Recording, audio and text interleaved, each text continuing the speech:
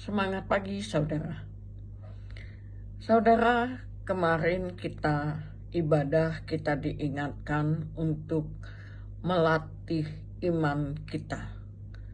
Melatih iman.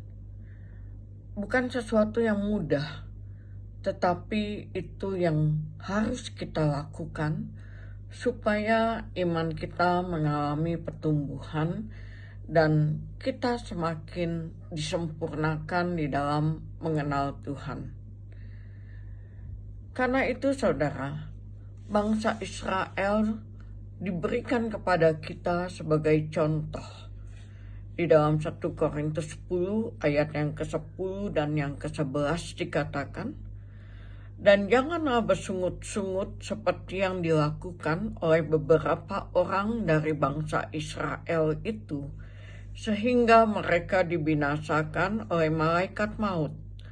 Semuanya ini telah menimpa mereka sebagai contoh dan dituliskan untuk menjadi peringatan bagi kita yang hidup pada waktu di mana zaman akhir telah tiba."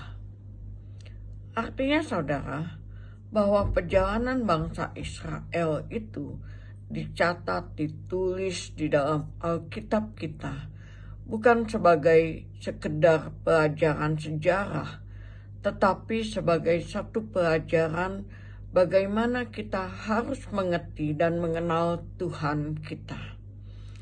Sama seperti ketika kita mengikat janji di dalam pernikahan. Janji pernikahan itu bukan bicara tentang perkara-perkara yang baik, yang manis, yang sehat, yang lagi enak gitu ya.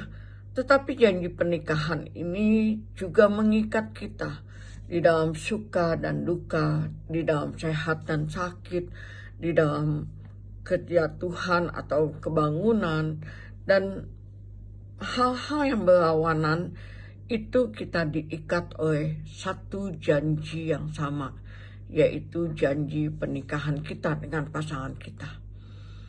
Jadi ketika kita mengikat janji dengan Allah kita, apakah kita hanya mau yang enak-enak saja, atau kita juga sekaligus terikat dengan hal-hal yang seakan-akan kurang enak buat kita. Nah, disinilah kita harus mengalami pengujian di dalam iman kita.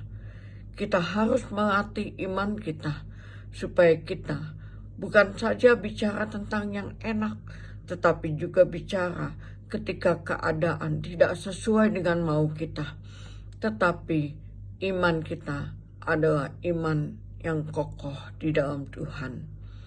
Kita bersyukur kita sudah diberikan contoh bangsa Israel, sehingga kita mempunyai contoh apa yang harus kita lakukan dan apa yang tidak bisa kita lakukan.